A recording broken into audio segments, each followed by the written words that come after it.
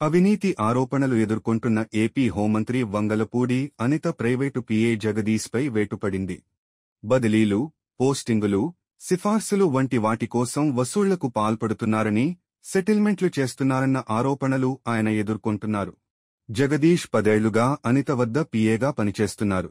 ఈ క్రమంలో కూటమి ప్రభుత్వం అధికారంలోకి వచ్చాక అనిత హోంమంత్రి అవడంతో ఆయన అవినీతి పెచ్చుమీరిందన్న ఆరోపణలు వినిపిస్తున్నాయి.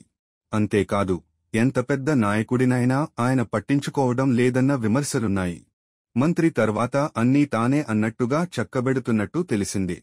మద్యం దుకాణాల్లో వాటాల కోసం లైసెన్స్ దారులపై ఒత్తిడి, హోంమంత్రికి సంబంధించిన తిరుమల దర్శనం సిఫార్సు లేఖలను తిరుపతిలోని ఓ హోటల్కు గంపగుత్తగా అమ్ముకోవడం వంటి ఆరోపణలు కూడా జగదీశ్పై ఉన్నాయి.